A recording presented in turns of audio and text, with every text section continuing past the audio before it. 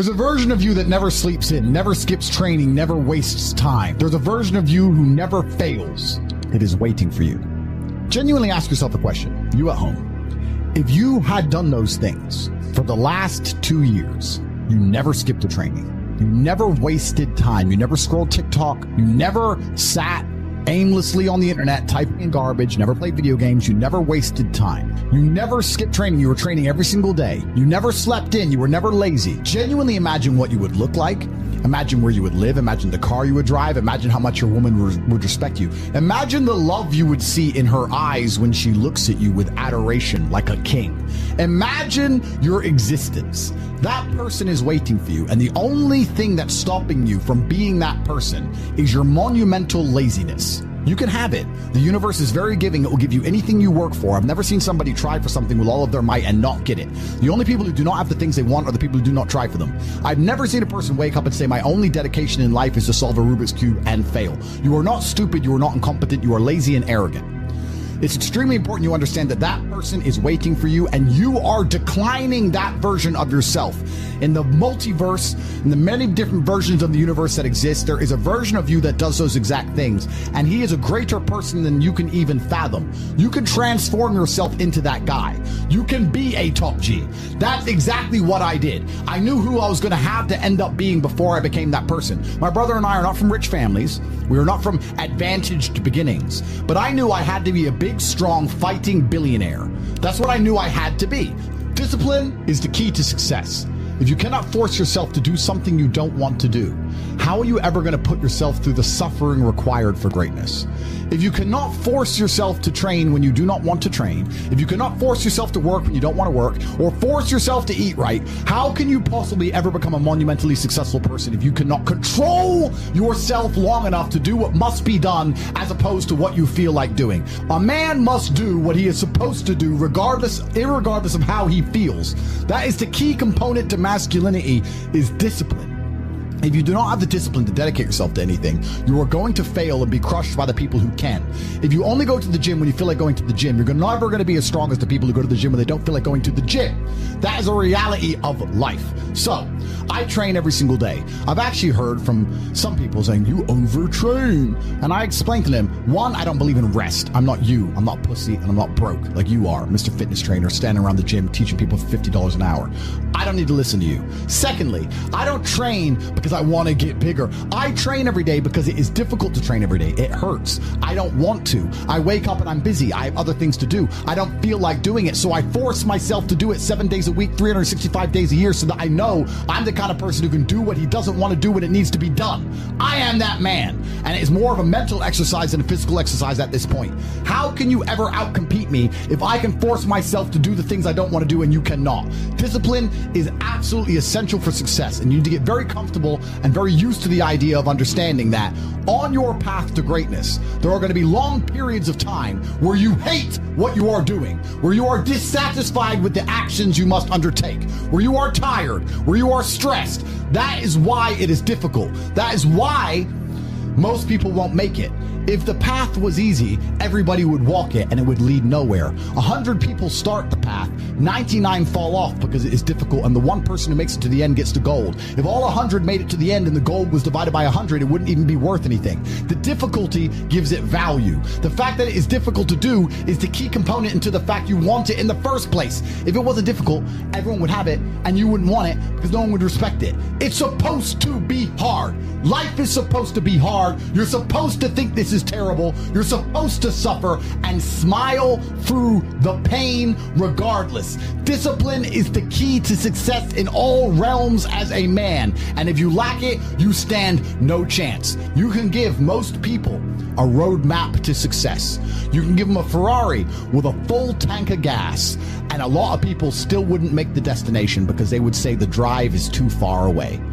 Quitters, they don't have the discipline. You can tell them exactly how to do it. You can give them the mechanism to get there, but they don't have the discipline to complete the drive and end up at the destination. That is the majority of Earth. This is your competition. People who, even if they are told what to do and people tell them exactly how to do it and help them do it, still quit, still fail because they lack discipline. Even me, with my monumental powers, I can't make a quitter successful. It doesn't matter how good I am. It doesn't matter how easily I make it for them to succeed. It doesn't matter how compendious and concise and powerful the real world is. It doesn't matter how much I text them and motivate them, how many emergency meetings I do to try and talk to them and hype them up, how much motivation I give them. It doesn't matter what I do. If they are a quitter, guess what they're going to do? They're going to quit. No matter how simple the map is to read, no matter how fast a Ferrari is, somewhere along the drive, the sun's going to get in their eyes, and they're going to sit there and go, I don't like this, this is hard, and they're going to quit. Quitters are the number one type of people that nobody can help. If you're a quitter, I can't help you, life can't help you, God himself cannot help a quitter. So if you lack discipline, you lack the very basic building block to any type of success which exists on the planet. By every single metric which can be measured with science, you are going to stay a loser and a failure. So you need to pick the low-hanging fruit first. And the starting block to all of these things is your body. I believe if you lift, stretch, move, improve your body, try and train MMA, learn how to fight, get stronger, get bigger muscles, it's a fast track to self-discipline, which will carry over into all other endeavors. And I would argue that is nearly impossible. In fact, how many people can say the gym saved their life? How many people do you know were depressed, started training, got in fantastic shape, and weren't depressed anymore? It is very easy. The low-hanging fruit is your body and upgrading your body. That is the easiest struggle, which is never going to backfire on you and never going to be a negative towards any other facet of your life. And when I look at men who are physical specimens, I think everyone naturally does this, but I'm going to openly say it. I respect them differently than I look at men who aren't. I have a different level of respect for them because they show me they have discipline. They show me they have motivation. They show me they're capable of doing difficult and hard things. Those are the kind of people I trust. They're not afraid of struggle. They're problem solvers. People who train are problem solvers, and you need to become one, and you need to become very, very adept at solving problems pretty quickly. I actually find it amazing that there's people out there who aren't in perfect physical condition. Guys, let me tell you all a newsflash. If you eat right and you train hard, you look good. Yeah. It's like a biological certainty. It's almost impossible to be fat and look bad if you eat right and train hard. Your body will react and give you exactly what you want. So why don't you all look like superheroes? Do you not understand how intimidating that is just when they look at a group of people and they all look like superheroes and they can tell they're all disciplined, all hardworking, all dedicated, all physically strong? The struggle is what's beautiful about it. That's the most important thing. That's what you have to understand. The key is to keep training. If you train hard every single day, you don't have to worry about a little bit of vitamin C. It's true. If you don't train and you don't smoke, you're still going to be a pussy. Yes. The answer is always hard work. As soon as you are granted life, you are guaranteed death. What you do in between is up to you. You are all conscious. That could end tomorrow, that could end in 100 years. But the time between the beginning of your consciousness and the end of it is completely up to you. Training is never the wrong decision. If you are free, you should train. If you are rich, you should train. If you are poor, you should train. If you smoke, you should train. If you don't smoke, you should train. If you drink, you should train. If you don't drink, you should train. You cannot escape that hard work is always the correct decision. There is no time in any scenario when working hard is going to be the wrong answer. You should always try your very best in all things. I always knew the answer to everything is raw action. The answer to everything has always been raw action. My dad had a tweet about this. He said that raw action solves all. So when I was broke, I was never like, I'm poor, what do I do? It was, I'm poor, I have to do something. If I was broke, I'd go for a run. That's why I was such a great fighter. If I was broke, I'd sit there and go, I'm actually poor. How do I make money? Dunno. Where can I get some cash? Dunno. What work can I do? Dunno. I'll just go for a run then. And I just go for a 3-mile run. You just have to say, well, I have to do something. I can't just sit still and die. A lot of people are happy to just sit still and die or go to sleep and take a nap.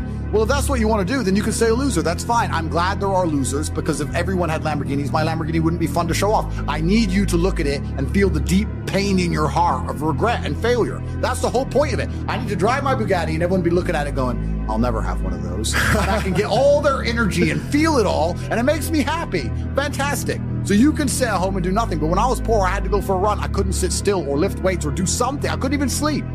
So raw action solves everything, and I understood that at a young age. But as you get older, you get to look back and you get to put your whole story together, the whole tapestry together. I knew I wouldn't stay poor. Did I ever think I'd get this rich? Well, I never said I wouldn't, but did I ever think it would probably happen at this level? No, but it's amazing how the compounding interest of just endless raw action adds up. I've never had a lazy day. I've never skipped work, never missed an email, never had a day off, ever. You name if you were to go through the last 3 years of my life, you will see that there's never been a day where I wasn't doing what I was supposed to do. And it all just adds up, and then monumental success comes, and you get to laugh at everybody else, ha ha ha, and life's great. I find it amazing that, like, I speak to people my age, and I say, in my 20s, I spent maybe, I don't know, let's say 3 hours a day. What's a decade at 3 hours a day? Let's just say 10,000 hours. I spent 10,000 hours in the gym training. You're the same age as me. What did you do with those 10,000 hours? And they can't even tell me what they did. What did you do? Watch TV, go out, go pub, sit around, sleep, nap, chase women? What did you actually do? We had the same amount of waking hours and the same amount of minutes. I know where 10,000 hours of my minutes went, and that's why I'm the champ. That's why I have 4 title belts above my bed. That's how I spent my 10,000 hours. Tell me what you did with your 10,000 hours, which is equal to, comparable to, or superior than how I spent my time. And they can't even name what they did with any of their time. They're like, don't know.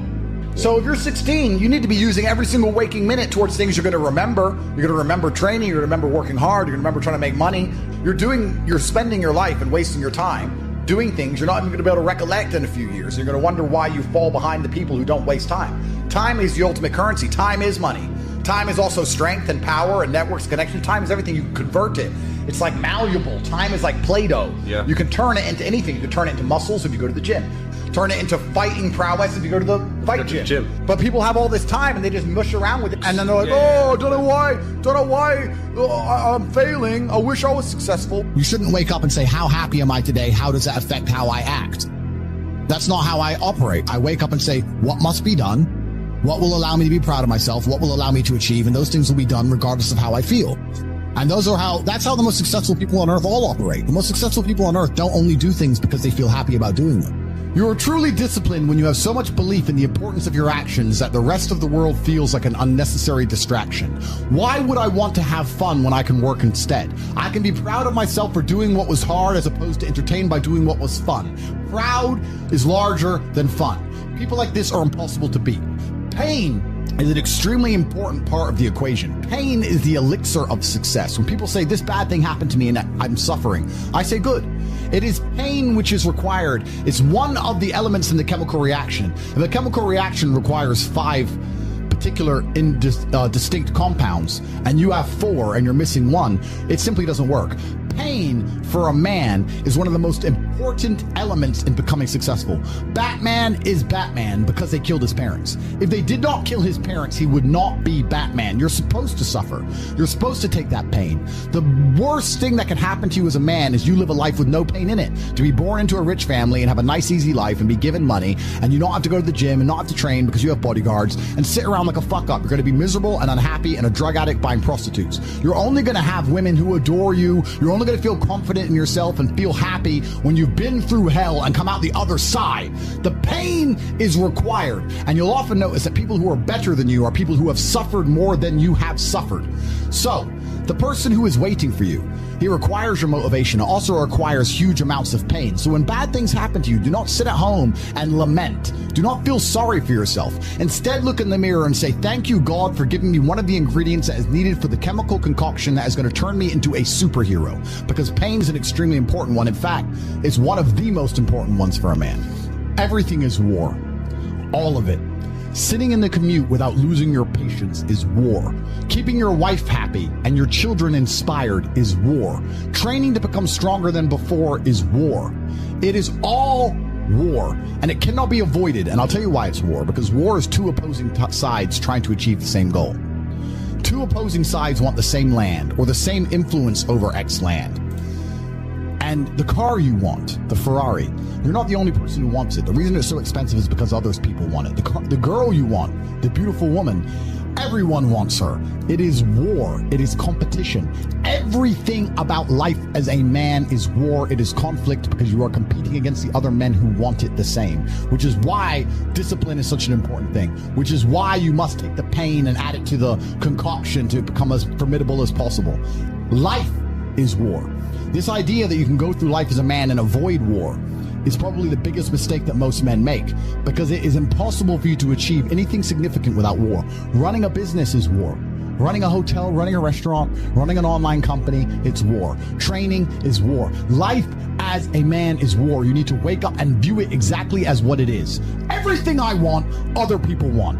Everything I desire, other men are trying to get. This is a war and I must outcompete them. That is the best possible mental model you can have. Life in and of itself as a man is a never-ending struggle and a never-ending battle. It is the constant of the human condition. Evolution requires pain. While others complain that they do not feel happy enough, I'm happy I'm struggling. I don't want to be happy. I want to be great. This is the beauty of life as a man. Do you understand? I don't care. I'm happy to be struggling. I wanted to fight. You wanted to win. I wanted to fight. That's the difference. You're concerned with winning. I wanted to just fight. And we're fighting. That is the beauty of life as a man, to be great. If you concern yourself only with being happy, you are once again acting like a female or a child. Happiness is fleeting. It doesn't even matter if you're concerned only with the hedonism of happiness. You're going to drink alcohol and go to parties and go to festivals and take drugs. I want to be happy. Who cares? I want to be great. I want to be great all of the time. And let me ask you a question as a man at home, genuinely, truthfully. Would you rather be a loser who's always smiling, a happy loser, or would you rather be a stressed winner? Because the beauty of life as a man is to be great. So you have to sit here and ask yourself, do you want to be a happy loser that's insignificant? Nobody knows you exist. Women don't respect you. Men don't respect you. Nobody cares if you live or die, but you get to smile all the time. Or do you want to be one of the most important people on the planet with a little bit of stress? I am brilliant because I've decided to be brilliant. And if I have to sacrifice happiness to be brilliant, then that's fine. You know what the great thing about it is? You know it's amazing what God gives, how the whole world becomes full circle? If you stop caring about being happy and you start caring instead about being great, guess what you end up being? Great. Along with great. And you know what? Yeah, Happy. You end up happy if you forget about happiness and try to become great. You will never be successful if you're concerned about being happy, so forget about it. So how do you find happiness? Happiness is in struggle.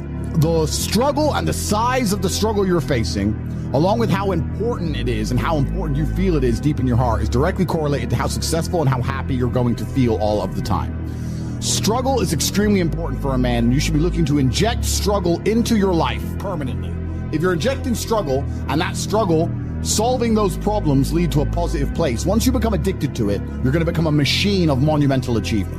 There are some very simple basic things you can do. Weight training, chess, having debates, trying your very best to take care of your mother, retire her, make sure that your people who you love are taken care of. You need goals and resistance and something to fight against to live well. Because the distance between pain and joy is what we experience. If you only have joy all of the time and no pain, you are not going to be happy. As a man, you need to have struggle in your life. And I want you guys to actually sit and think, what struggle are you going through daily? What struggle are you undertaking? What struggle are you trying to overcome? Because you should make a list of them. I can know for myself, every single day I wake up and I train physically. Every single day I have to go through X amount of physical pain when my day begins. That is a struggle that must be completed. Then I must try and keep my massive empire online, see my children, take care of everybody. There's struggle involved. My life is difficult. Difficult lives are fulfilling because we used to have to hunt and fish and go out there and go through difficulty to survive. And I often see that when I speak to people who are too comfortable, they end up being unhappy. Yeah. You can't entertain yourself to happiness. You must earn happiness. You must climb a mountain. You must struggle yourself to happiness. That's extremely important. There must be physical, mental, social, creative, some kind of spiritual struggle. And those things being satisfied is what's going to satisfy you. People are afraid of accepting there's a problem because then they know they have a responsibility towards fixing it. Yeah. And they don't want to do anything, one, because they're lazy, and two, because they're afraid they might lose. So they'd rather pretend there's no problem at all. And I think I often say to people in a lot of my videos about a lot of other subjects that it's not always the winning and the losing. It's the fighting in the first place. And there's plenty of men in history you remember who ended up losing in the end. Napoleon, for example, who still fought, which is why they mattered. It's not, if you're only going to fight when you're guaranteed to win, then no bravery is required. And you have to fight so that you can look back on your life and feel happy that you tried to do something when you knew it was going on before it was too late. Forget about the winning and losing for now. Focus on the fight. Most of the important things in the world have been accomplished by men who kept fighting when there seemed to be no hope at all. I heard it during a boxing match, and I think it was between Evander Holyfield against some guy who's not nearly as well known. And Holyfield was losing, and then he starts swinging, hitting the guy.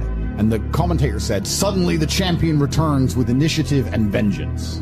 That's a good slogan for life. You should wake up, look in the mirror, and say, suddenly, the champion returns with initiative and vengeance. That's a good way to start your day every single day. Yeah, it is. Initiative and vengeance to become the best possible version of yourself. Well, I think that initially, fighting is always the best thing you can ever do. Especially, it's the best way to spend your 20s because you heal superhumanly. You heal like Wolverine. I can't think of a better use of that superhuman healing ability besides fighting. And it's going to teach you everything you need to know about personal accountability and hard work and overcoming fear and dedication and discipline. There's so many lessons to be found inside of fighting. And plus, it's the most respected sport on the planet. And I think that you'll learn more about yourself and more about life and more about the realities of how the world works if you're a fighter. So I think that's what's so fantastic about it. All of my wisdom and all the things I say doesn't come from books. It comes from life experience. And a lot of my life experience is the brutal realities of violence. So people say, oh, Andrew's so smart, Andrew's so wise, Andrew knows so many things. I've learned all of that simply through fighting. And if you're a warrior in life, the arena may change, but the battle never ends. It's just never ending. And you have to get used to fighting. You have to get used to being under pressure and under stress all the time and being the kind of person who can perform and smile anyway. And I'm glad I spent my 20s training because I can't think of something else. Alternatively, you can go out there into the world, try and implement your mark on the world, work hard, try to get rich, more money, more problems. You can try and start a business, the stress of that. You can lose your girlfriend because all you're doing is working. This is a new level of stress, a new level of trauma, but at least you'll be a somebody at the end of it.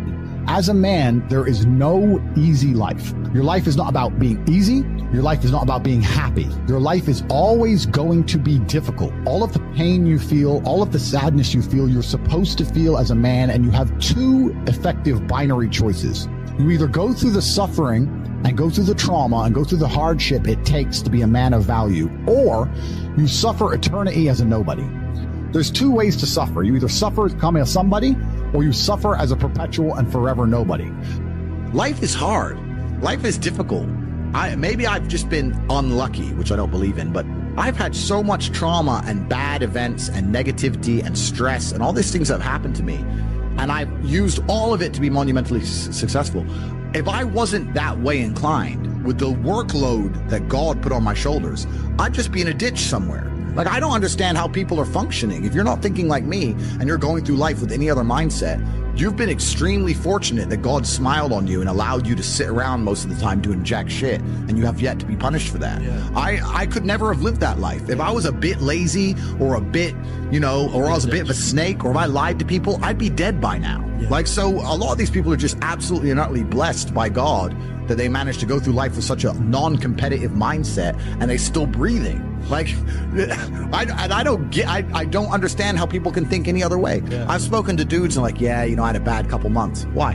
My girl left me. You've wasted months? But I really believe God's given me one of the best lives, and I can't complain about anything bad that's happened. It's all been fantastic. I'm truly thankful for all of it. I think if a couple bad things happen to you, you should be intelligent enough to realize that eventually you're going to get over it and you're going to learn an important lesson. It's going to change you in the correct direction. And Allah is the best of planners, and He knows what you need to learn. I think that as humans, especially as men, we only learn the hard way anyway. There's two ways to learn a lesson, the hard way and the hardest way. There's no easy way to learn a lesson. You have to learn the hard way. So God gives us lessons via difficulty.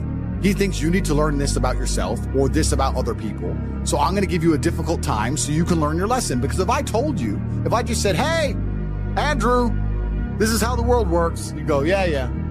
But when I show you, when you feel it, my fight coach used to say, you have to feel it to believe it.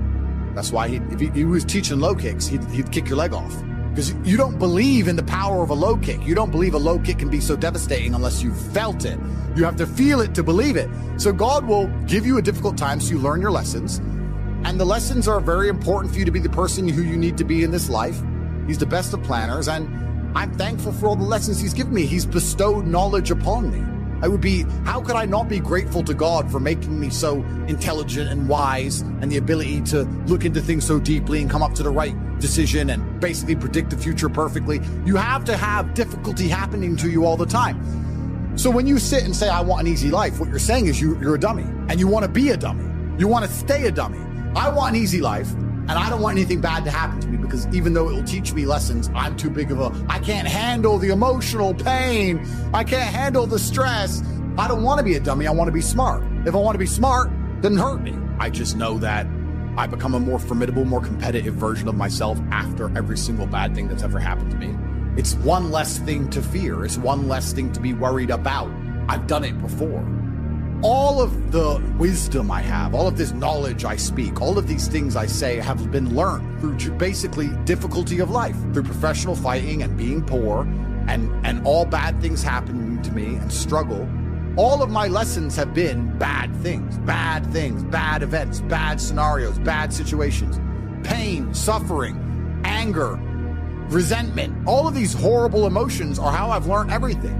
So I thank God for giving them to me. And anyone who wants an easy life wants to stay a dummy. What do you learn if you just get money, you buy a crypto coin, it blows up, you get some money, you go to some restaurants? What do you learn about anything? You don't. Completely. And then the thing that's so interesting is that the people who are choosing the safe option is actually choosing the most risky option. So you're not taking a safe option. You're taking a coward's way out, and it leads to exactly where a coward's way should lead.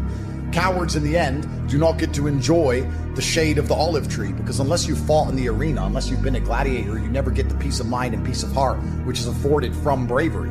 So if you choose the safe choices in life, thinking, oh, I'm going to take the safe route, you don't end up anywhere safe. The safe option doesn't work anymore. You need to take risks. You need to try and start your own business. You need to go all in on things. You need to go wild. You need to be a man who's not afraid to stand up and think, fuck it, it's all on my back and I'm going to find a way to pull this off. Because any other way, any other option in the world today only leads to a bad scenario. Yeah. The safest thing you can do are the riskiest things. That's the now scenario we're in. Every single gamble I've taken, which was seen as risky, all paid off for me because I dedicated myself completely. I think a lot of you at home right now, you may not be in our position, but if you're already working hard, you're already going to the gym, you're already training, you make sure that you're getting as much muscles as possible, as much money as possible, you're dedicated, you don't sleep in, you don't waste your time, you don't smoke weed, you don't play video games, you're focused on trying to become fantastic as a person. You can just ignore that girl. That girl who broke your heart or cheated on you, just ignore her. The most powerful move you can make is ignore her. Yeah, you could yell at her. Yeah, you could try and make her scared of you, blah, blah, right? That's not going to work. The powerful move is just to completely ignore her because you're on your ascent. She is likely on her descent. She likely has no intention of improving herself, no intention of becoming richer, no intention of becoming better looking. Time is against her. As she gets older, she's going to lose her looks. You're going to continue your ascent, and she's going to have to watch you for the rest of her life be the man that she could have been with that she's no longer good enough for. The best thing you can do is simply ignore her. That is the powerful move. When someone emails me and says, this has happened to me, I'm like, good. No, what do you mean good? It's terrible. How else are you going to become important? How else are you going to find endless fire to get up and struggle in the face of the competition that's out here in the world? How else are you're going to do all that with a nice, cushy life? If any man's honest with himself, think about the biggest transformative stages in your life. Think about the times you got the most work done. It was a bad part of your life. You were heartbroken, or, you lost a house, or broke, or whatever. That's when you did shit. When everything was fine, the mortgage is paid, dinner's on time, it's kind of doop-de-doop-de-doo, little by little, do a little bit of work, do a little bit of relax. But the big events come from trauma. This is it. So it's a cheat code. It's a cheat code to climb the mountain. So when I get a message from whoever and he goes, my wife left me, I'm devastated. I say, I understand. I completely understand how hard it can be to lose a woman that you've given your entire life to. And you've done so many nice things. And then because of one thing you did, her innate and absolutely insane level of ungratefulness has turned her bitter, and she now talks to you like she hates you over one thing you've done after thousands of efforts showing how dedicated you are to her. And even now that you're prepared to die for her, she doesn't give a shit about you. I understand that pain. But my answer is, good. It's still good. Now take all of that pain, and instead of emailing me, this. And then you're going to become the kind of person that women don't leave. Then you win. Heartbreak is the most fantastic motivator on the planet. When a lot of men message me and say they're heartbroken, I think that is the most fantastic mindset to be in to achieve things. Because there is that degree of revenge, and there is that degree of vengeance, and that can only be achieved through being so successful, so monumentally important that she can't forgive you. And also, you cannot even sleep. You can't even concentrate. Like your whole mind's a mess. That's the perfect time to train. I only mention heartbreak all the time because I know it's a path every single young man goes through. There's up and down. There's rain and sunshine. You have to be that man who's going to go through it all. If you're a man who has a heartbroken, why did this happen? you have to know the why to prevent it from happening. You have to analyze the scenario and learn from it. When you look at your bad or your previous relationships with women that went wrong, you can sit there and go, okay, this all went wrong. What has she taught me? She taught me that I'm emotionally affectable. She taught me that if she ignores me, she gets more attention than if she's nice to me. You have to sit there and analyze all the lessons, and you have to implement them. It's the same with absolutely everything. As a man, you have to be accountable for absolutely everything. Every single thing that happens is your fault. You made her leave you. You did. Whether you like it or not, you are the reason she became so cold. You are the reason she doesn't listen anymore. You are the reason she's so arrogant all of a sudden. You are. You may not have identified why yet, but if you identify why, then you get into your next relationship healed and understanding what you did wrong and learn from it. That's what you have to do. But most of these men don't want the self-accountability, and they want to blame the women. You have to blame yourself. I actually truly believe that women in their hearts, unless they're completely corrupted by society, women just want to love and be loved and feel safe. That's what they want. They want a man that they can look at and they truly know he makes the decisions and I trust him to make the decisions and I love him for that and I respect him for that. That's what they truly want. When a woman starts turning on you, it's usually because she doesn't trust you for some reason. She doesn't trust your judgment. If she starts to doubt your judgment, how can she truly love you? You're the protector. You're the provider. If a woman's gone cold on you, you have to sit there and go, okay, she doesn't trust my judgment. What have I done that made her doubt me? It's not her fault. It's your fault. Every single time a woman leaves you as a man, it is your fault. Always. Even if a richer, more successful, more alpha man stole her from you, it's still your fault because you need to be like him. It's always 100% your fault. First things first is that going through a breakup sucks. And every single man out here, no matter what they say, understands how bad it is to go through a breakup and understands what heartbreak's like. It's difficult. It's not easy. I'd actually like to argue that men feel more heartbroken than women. I think that's facts. I think it's true. And I think it's because one of the possessive element that we have, the idea of her being with someone else hurts more than the idea of you being with someone else to her. And secondly, because you have a lot less options than she has instantly. So I think that breakups are worse for men than they are for women. And I understand how difficult and hard they can be. However, unfortunately, the unfortunate reality is that chasing her and being dedicated to her and saying you're going to do whatever she wants, etc., is very unlikely to work. It's very unlikely to work. And you have to look at the scenario you're in, look at the chessboard and make the best possible move. When you're heartbroken, when you're truly heartbroken, you can't even sleep and your mind is constantly preoccupied. And instead of seeing that as a negative, what you need to do is use that as a source of unlimited power. You have to just take the energy inside of you. Energy cannot be destroyed. It can only be converted, whether it's heat into light, momentum into friction or however you want to put it, right? Energy cannot be destroyed. It can only be converted from one form to another. And you have to look at that and understand that the sadness inside of you is energy. You can't destroy it, but you can convert it into something else which is constructive. And you just have to suck it up, buttercup, and get over it. And there's no other way to do it. And obviously having an abundance of women makes that easier. But I wouldn't even put it that way. I'd say if you were with a woman and you lost her and you're now lonely and she's going to be moving on and you're absolutely utterly heartbroken and you're destroyed inside, I understand how difficult that is. But now you have genuine sadness inside of you, which is unlimited motivation for you to become a beast, become an animal. And by the time you're finished becoming an animal, you won't care anymore. So if you really want to cure yourself, you just say, I'm going to get a six-pack and I'm going to get bigger arms. And by the time my arms are this size and I have a six-pack, you'll realize you don't give a shit about her anymore. That's just the way the world works. Let's say your wife breaks your heart. If you're not going to work, you can't sleep anymore. You're upset. She's running around with a new dude. You see her Instagram story. She's got some new guy. You're furious and you're angry and you're jealous and you're bitter. You have all of this inside of you. But you're not going to go to the gym and work hard and become so fantastically in shape and so rich and so powerful that no girl ever leaves you again. You're not going to do that. No. What are you going to do with it? Text her? Try and explain to her? She doesn't care. Like, you can write the most perfect English. You can write the most beautiful words ever constructed. Forget Shakespeare. You can do, it doesn't matter. She doesn't care. She just doesn't care. She's distracted. She forgot about you. She forgot about you.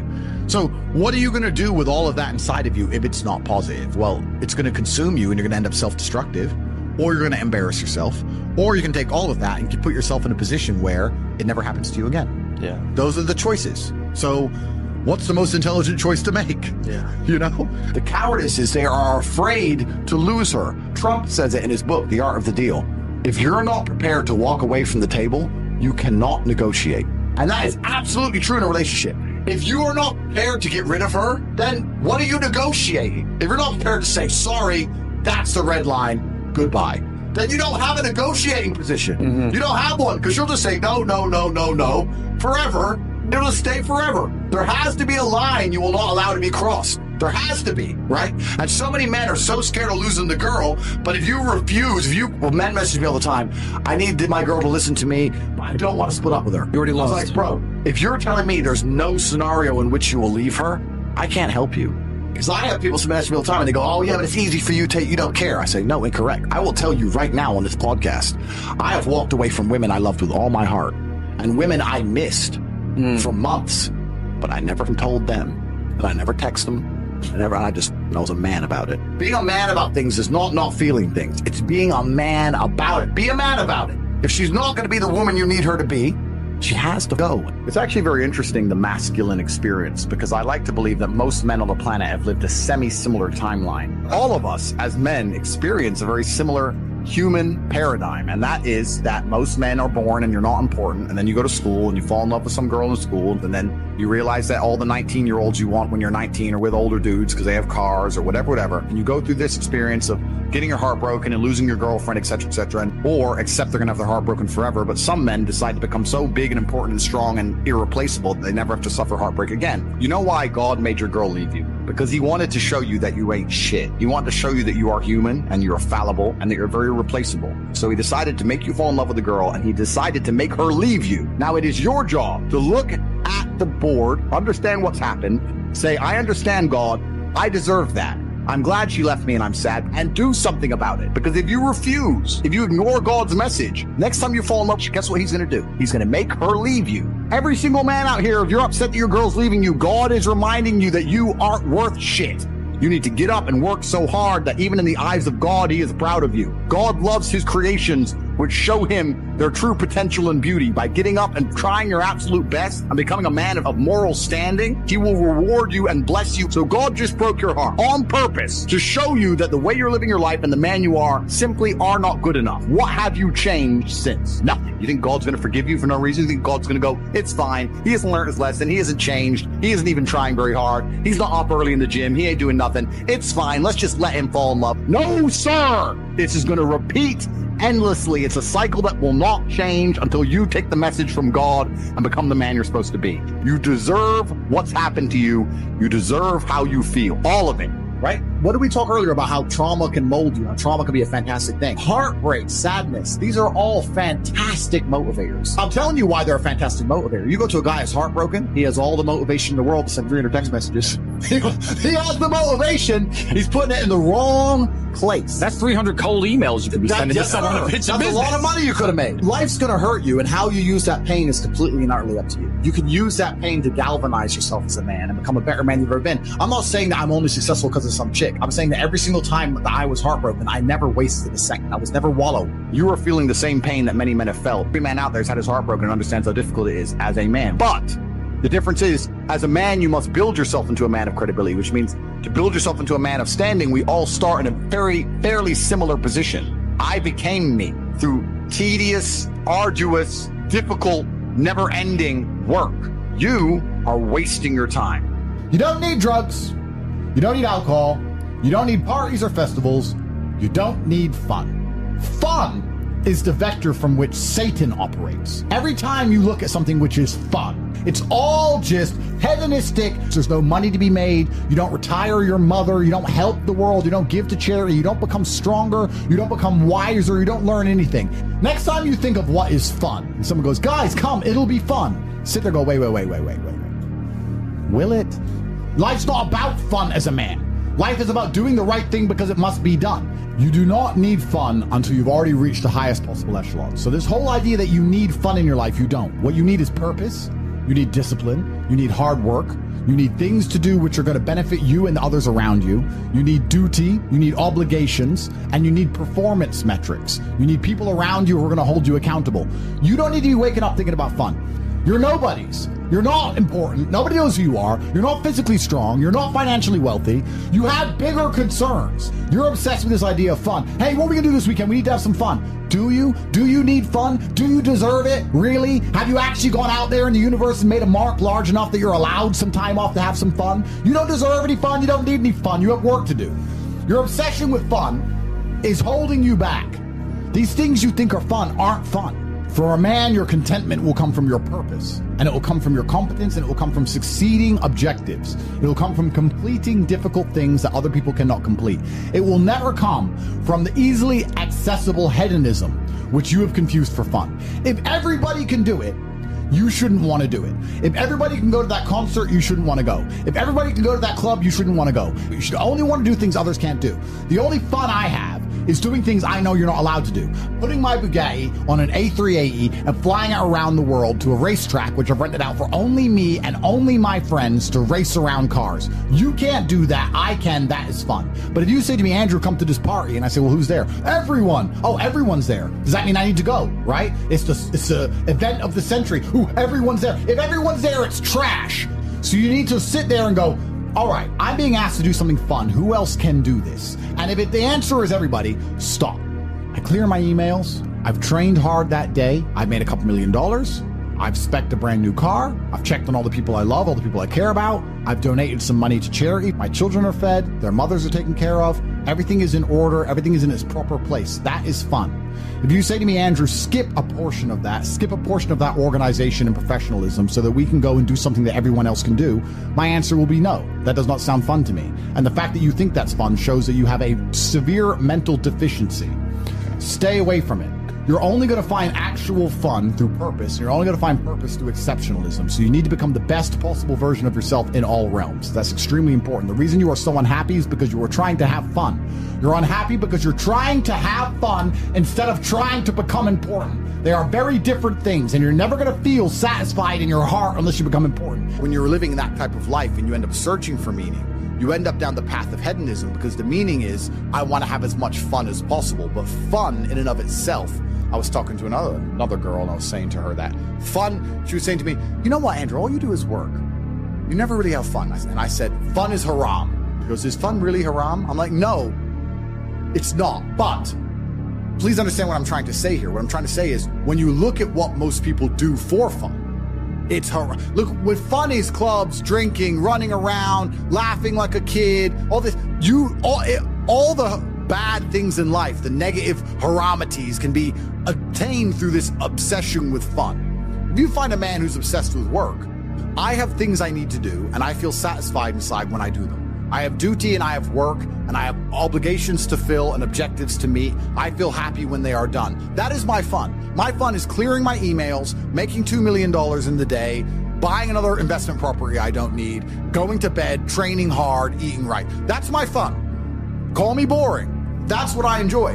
When you were talking about that lifestyle and what you end up searching for in that hedonism, you just end up searching for excesses, right? To have more fun, you want to get more drunk, go to more clubs, and it's just a black hole. It never ends, and you end up destroying yourself. Yep. We need discipline. We need purpose. We need to have parameters set for us. And truthfully, as a person, you're happier that way.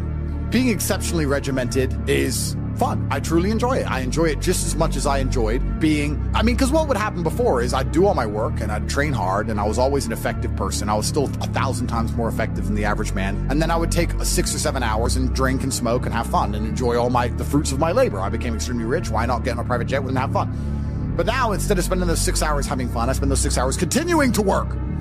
And I enjoy it just as much. So now I'm sitting there going, well, I enjoy it just as much, and I'm not damaging my health. I enjoy it just as much, and I'm making more money. So it really, truly ruins my day when a beautiful girl's like, can I see you? It's like, oh, I've got work to do. I'm regimented. I have to sit here and type. I don't want to talk to you and have fun and party. I don't want to do any of that. I want to do emails. You don't get it. I know to you it makes no sense. But you already have all this money. Why do you want to do emails? Because that's my fun now, regiment. Is happiness the purpose of life? No, absolutely not. The purpose of life is to be competent and successful. If you try and base your life and your mentality purely around how happy you are, you'll end up hedonistic and destroyed. I think that as a man, your happiness comes from feeling respected over feeling loved. And the reason perhaps you're happy now is because you have more respect for yourself because of the decisions you're making. And you have self-respect. Yeah. And I think that a lot of men, even if they have self-respect, if nobody else respects them, they're struggling. I have no interest in being happy. I wake up and say, how can I be proud of myself? What can I achieve that makes me proud of myself? How can I do things that make other people respect me and are proud of me? How do I have a day which I complete when I come home? The woman who's in my house says, wow, there's no man like you. How do I live a life so my children look at me and go, Dad's a superhero? How do I make my mother call me and say, I couldn't possibly be more proud of you? I have duties to complete. I have to live the exact same life regardless of how I feel. So for me, happiness is not a good indicator on how life should be lived. But happiness to me is a super interesting concept, because when people come to me and say, I'm not happy, I say, why should you be happy? They're like, what do you mean? It's like, who told you should be happy all the time without working for it? Happiness is at the top of a mountain somewhere. You ain't been anywhere. You haven't even climbed it. Nobody cares about men being happy. We talk about women being happy. We want children to be happy. If you look at a full-grown man on Christmas morning, he's smiling because his wife is smiling. He's smiling because his children are smiling. Nobody even buys him anything. What do they buy the dad? Socks? Nobody cares about men being happy. So why do you as a man care about you being happy? That's how you're going to fall into these traps. I'm a very content person. I live a fantastic life. I'm not miserable or depressed. I'm not sad ever, but I don't wake up and go, I want to be happy today. No, sir. I wake up and say, okay, things must be done. And those things will be completed regardless of how I feel. Regardless of how I feel. Happy or sad, the push-ups must be done. It's called duty. It's called honor. It's called pride. So I'm asking you why you don't have them. You could be a genuine force for good in the world. And you know what's funny? The funniest thing, the most ironic thing about all of this is that if you don't prioritize happiness and you prioritize feeling proud of yourself, you end up happy by extension. I'm happy because I'm proud of myself because I have a fantastic life and mansions and supercars and money, most famous man in the world, thousands of love letters a week from beautiful women. Of course I'm happy, but I didn't ever choose to try and be happy. If I would have chosen to try and be happy, I would have never ended up happy. Happiness is the number one thing that must be earned. And I'll tell you that my happiness is based on very real world achievements. I couldn't be happy if I was broke. I couldn't be happy if I was obese. I couldn't be happy if I was lonely. I couldn't be happy if I wasn't respected. I couldn't be happy if I couldn't whoop a dude's ass. I couldn't be happy in those scenarios, so I made sure none of them scenarios came true. I have earned my happiness via hard work. It's the top of a mountain which I have climbed. I deserve it. I deserve to go to sleep with a smile on my face. Yes, that's what I deserve. And every single guy who hasn't got it probably doesn't deserve it. The universe is very giving and very fair.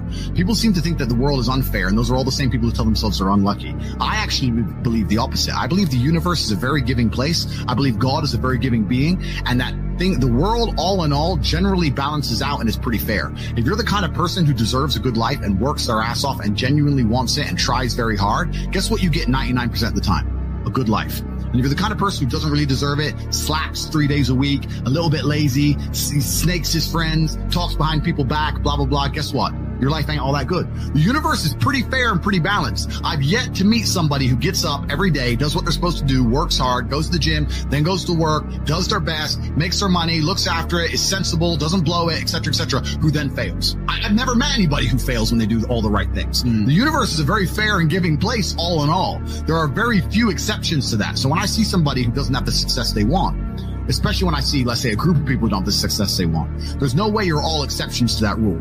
You may want something, but you certainly don't deserve it, and that's why you don't have it. I refuse to accept that there are people out there who cannot become happy, contented individuals. I refuse to accept we live in a world where God has created people who, no matter how hard they work and how good their life becomes, can't be happy. I don't accept that. I accept that the universe is a very giving place and that God loves all of us. And if you try your best and you work hard, you can become a better person. Please understand, you can be happy in the middle of the struggle, in the middle of the stress, in the middle of the war. Let's explain happiness and how happiness works.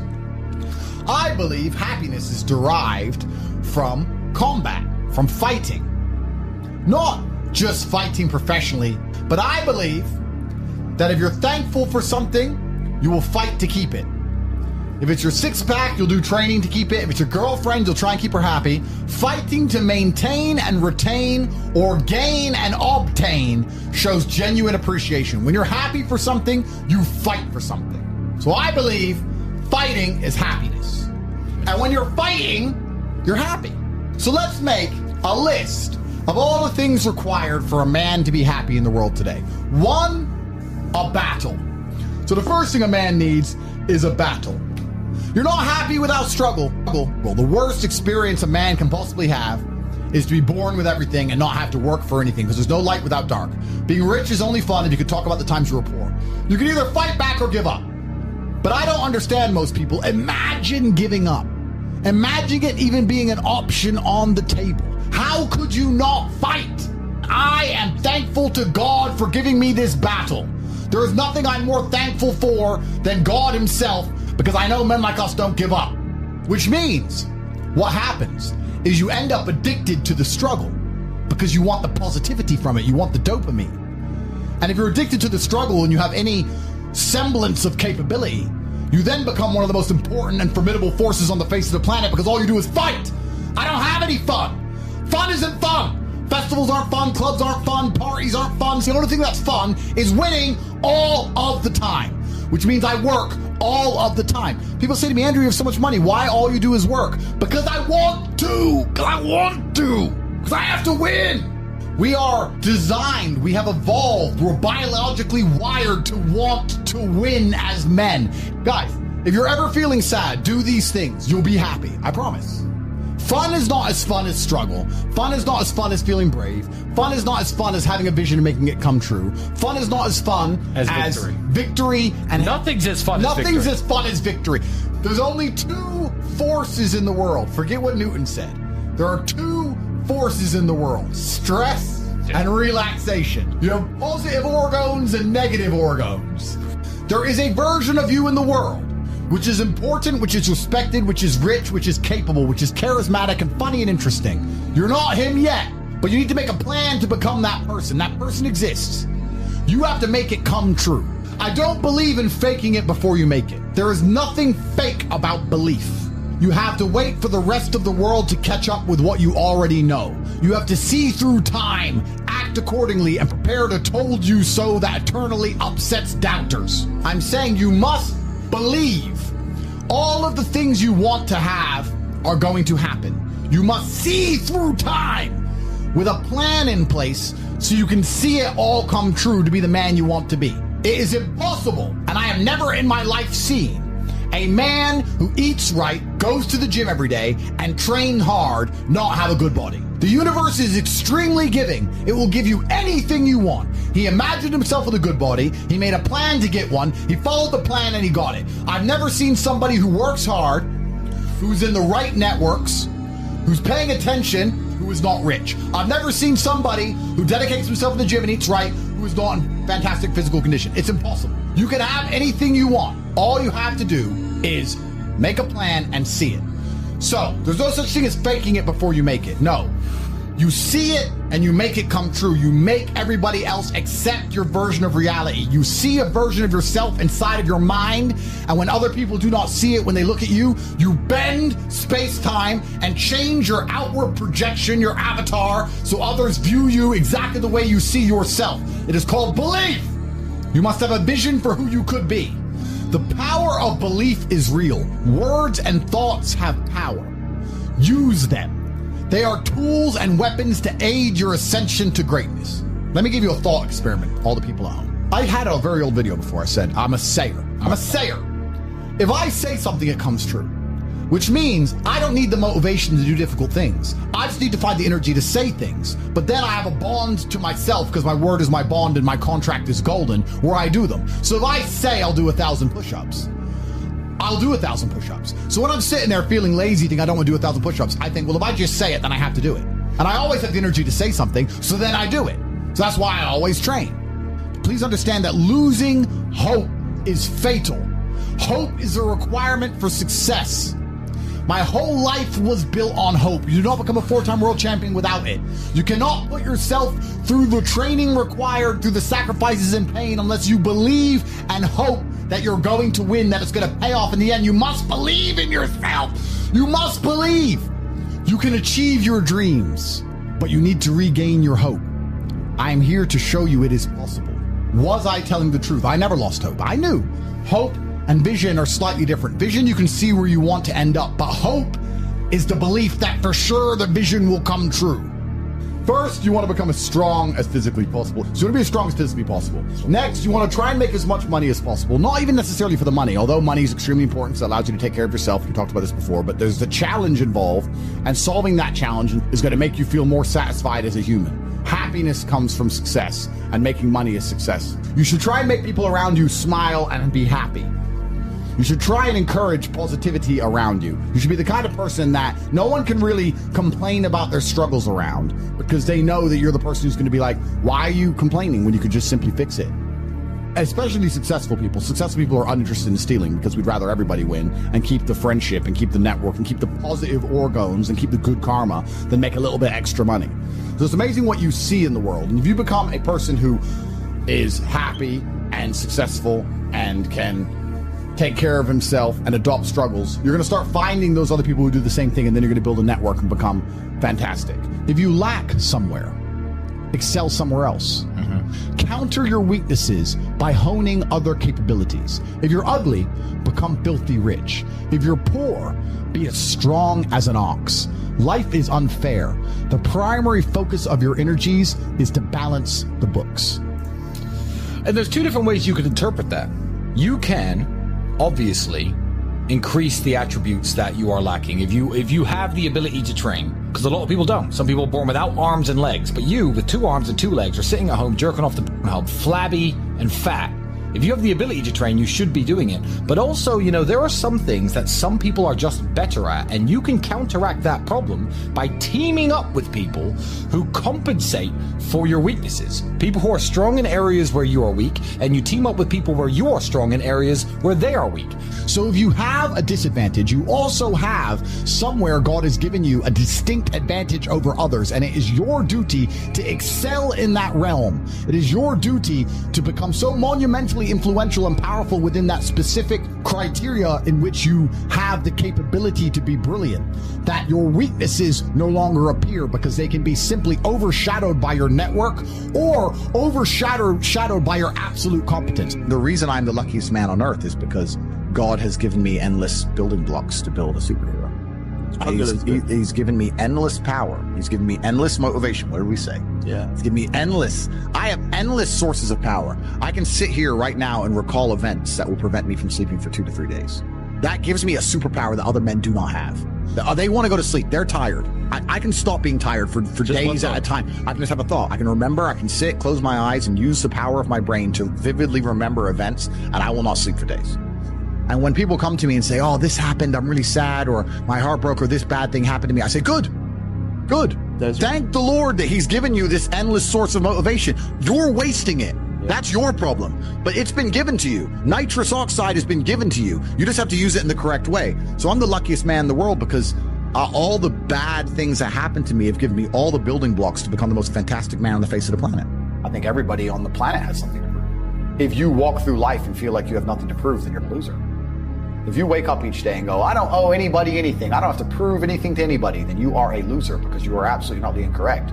You must prove yourself to other people. You must prove yourself to your bloodline, as we just discussed. You must prove yourself to God. God hates the lazy. He can't stand them. If he gives you all these genetic dispositions and these natural God-given gifts, if you have 2 arms and 2 legs and you can think, and you're not trying your absolute best, that's the reason you're not lucky. He doesn't like you. He likes the people which show him the beauty of his own creation. He likes to give somebody building blocks and them to build something amazing. It's the best thing about being a man. You get to build who you are, right? You can decide if you want to be a funny comedian or a musician or a kickboxing world champion or fight the Matrix. You can decide whatever you want to be. God loves to see that. Those people, for some reason, seem to be enormously lucky, right? The person who goes, I don't have to prove anything to God. I don't owe all of my ancestors any effort. For 5,000 years, people were dodging saber-toothed tigers and catching the plague and running from Genghis Khan. I don't owe them anything. Don't owe them a thing because I want to play video games. These people are losers. I wake up every day with something to prove. I have hundreds of millions of dollars. I'm in fantastic shape, 4 times world champion. I will have to be braver. I must try harder. All I do is prove myself. So when I hear people go, I don't have nothing to prove, then you're a loser. Peasants have never felt like they needed to prove anything, but kings felt like they needed to go and conquer land. Isn't that it's coincidental that the king who already had it all felt like he needed to go to some far-flung land and conquer it and take it and prove he's the king. But the peasants, I don't have to prove nothing to nobody. You're a loser then. You're a dummy. I absolutely and utterly completely have everything to prove to everybody all of the time. That's who I am. I will prove anything to anybody. If I sit and say X, I will prove it. If you never make a mark on the world, then you effectively never existed. And when you're gone, nobody will care. And that's very important because you have a duty to your ancestors and you have a duty to God. So you must make a choice. And this is genuine choice to you people at home. Do you want to live in obscurity forever and be invisible and not matter?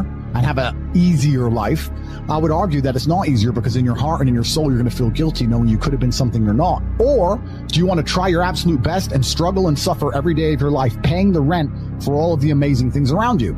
We pay endless rent. We pay rent for our bodies. We pay rent for our relationships. We pay rent to keep our kids. We pay rent to keep our business. We pay rent to keep our freedom. Every single day is work to pay the rent. It's absolutely never ending, and you have to make that choice. So if you have a pen and paper in front of you, you need to decide, do you want to be invisible with a lower rent bill, or do you want to be important and work hard and suffer to make sure that the rent is paid? It's a choice you must make, and it's binary, and you must be extremely dedicated towards the decision you finally make.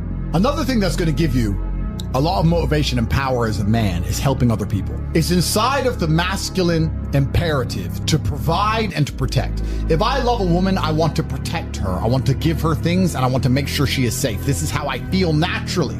It's my natural inclination. Another thing you should be doing is trying your very best to help people, to give to other people. You have enough money to give some away. You have enough time to take 10 minutes out your day and help somebody who is worthy. Don't be used by users and losers. A lot of people go through life with a very average attitude and they wait for their one big break. But you have to build your big break. And you're going to do that with 1,000 tiny victories. By constructing the correct mindset, you could be in the exact same scenario you're currently in, living the exact same life with a different mental model in which you view the world, and you will not only feel more powerful, you will be more powerful, you'll achieve more amazing things, you will be greater, you will be happier, with the same car, the same woman, the same house, the same income, the same everything, but your mind changes the lens in which you view the world. Lenses change things. Rose-tinted glasses, perhaps dark glasses. You can put glasses on, change the lens, and you can view the world differently by changing how your mind is constructed and put together and the way you view the world. That is the point of mental Aikido.